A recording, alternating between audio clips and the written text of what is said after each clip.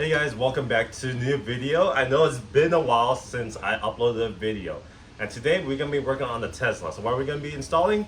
Front camber arms, alright? So let's get right into it.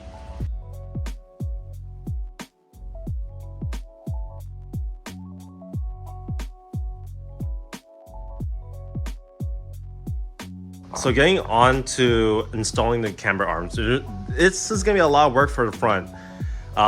Because you have to remove the frunk, you gotta remove the panels, you know, the panels right here, the air filter, and then the frunk itself, right? And then I just put the microfiber in there just in case. I don't want anything to go in there because this is the air vent that goes directly into the cabin. The four main bolts to focusing on the top is this one, this one, this one, and then one in the back, right? I'll show you one on the left as well. So we got this one, and then there's gonna be one underneath, so which means it's located right here, which means we have to remove this air vent right here, and then this bolt right here. That side should be a little bit more easier because you get a little bit more clearance. You guys can remove this this funnel for the windshield wiper. You guys can remove it. It's actually pretty easy, but I highly suggest that you guys put microfiber as soon as possible when you guys pull that out. But for this side, yes, we have to remove it in order to get clearance to that bolt itself, right? So once you get those bolts loose, I highly suggest that you guys start from the bottom up, right? So it's actually a pretty simple process. I highly suggest that you guys disconnect your end link on both sides at the same time, not one at a time. And then it's pretty much like installing coilovers. So yeah, you're gonna have to unbolt this wishbone to the control arm, and then you're gonna loosen up those two bolts in the back. So the reason why you have to go to the top bolt is because these bolts to the control arm right here in the back are very long, so there's not enough clearance to take them out. And then especially on this side, there's not enough clearance for that, right? So you loosen up these bolts and you loosen up the top four bolts, and then you guys should be set to actually pull it out. With that in mind, once you loosen all these bolts, I highly suggest that you guys disconnect the brake line, the ABS line, not the brake line, but disconnect the ABS line from the control arm and then the wishbone, right? So you disconnect it, let it sit, so you guys can gain enough clearance to actually move this top part forward in terms of getting clearance, so you don't have to break this, okay? So this is actually pretty important. And then once that's done, you go ahead and just put it all in reverse and just put it all together. This is the comparison between the OEM and the aftermarket. So this is the right side because the left side is already in. So you can tell this is the left side, so this is where I took the OEM one out. So to indicate which side belongs to which, this is the right side, right? The R stands for right, and then there's gonna be the one that says left. So this one goes on the passenger side, and the one on the left goes on the driver's side, okay? Super important. And then what I did was that I rotated these out to at least 18 turns. How I do that is that I do this, go from this is at 0. This is just an example. 0, 1, 2, 3. So I did those type of turns to 18, right? Because I measured it from here to here, and it looks like you need to extend it a little bit more because I do want to get positive camber back. So which means that since this side is a little bit more adjustable, it gives me clearance to actually readjust the camber, since this is mostly the caster. So after that, once you have this on, at least to near spec of the OEM, take it to the alignment shop so they can readjust the caster and the camber for you. If you guys are also wondering, do I need to take out the fender liner in order to do this?